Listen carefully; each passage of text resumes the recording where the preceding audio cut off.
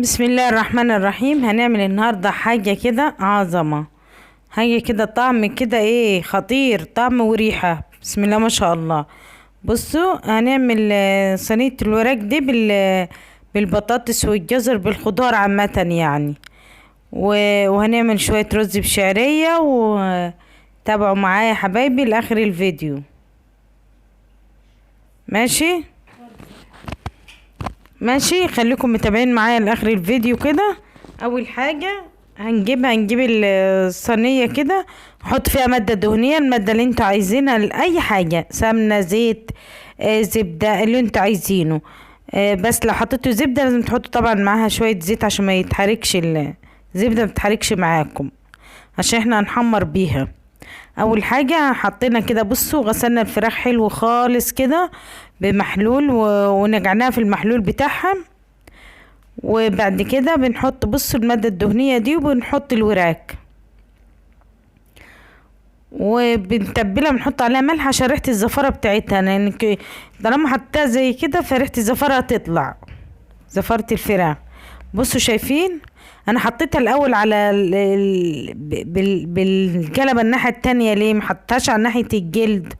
عشان ما الجلد ما يمسكش. اول مرة ما تحط الحاجة الجلد بيمسك في الصينية من تحت. لكن بصوا شايفين الجلد جاهز زي ما هو ازاي.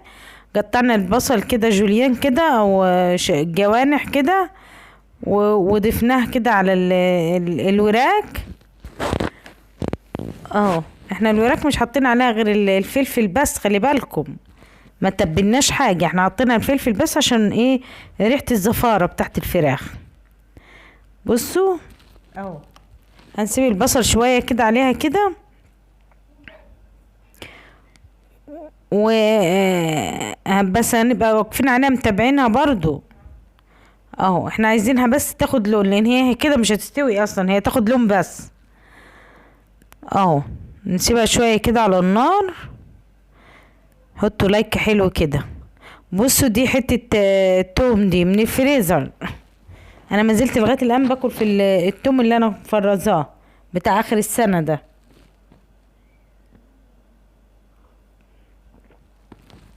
اهو يا حبايبي حطيتها كده في النص كده عشان ريحتها تبقى حلوة كده وتطلع، عشان اشم ريحتها. بقلب كده حلو كده.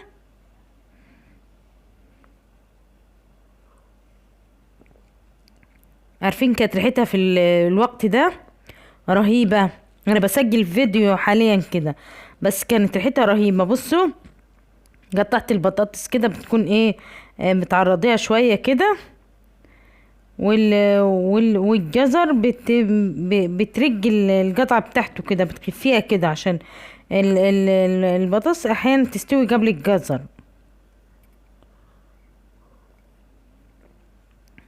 الجزر مع في صينية البطاطس بيبقى طعمه حلو خالص. بصوا قطعت كده مكعبات صغننة كده الطماطم، وحطيت عليها ورق لوري. احلى حاجه لما تقطع الخضار كده بالسكينه كده، مضربيش ولا طماطم ولا اي حاجه، مقطع كده كله مع بعضه كده، بيبقى الاكل ايه رهيب. حطينا ملح وفلفل كده مع بعضيهم كده.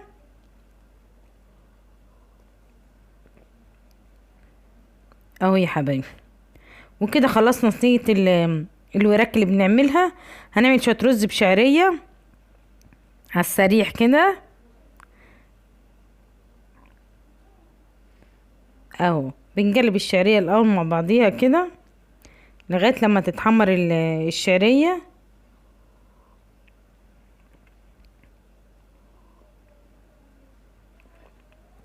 اهو رز الشعريه دي من الحاجات الحلوه الخفيفه، يعني اخف من الرز الحبه بحبه، بقى خفيف جدا وطعمه مختلف ومميز كده،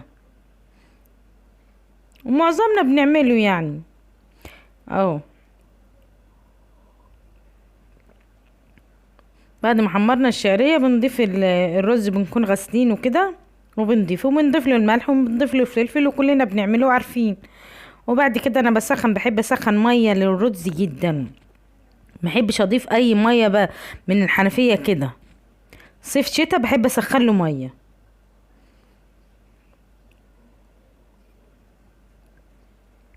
اهو. انا بحس ان هو بيبقى اطعم كده بالميه السخنه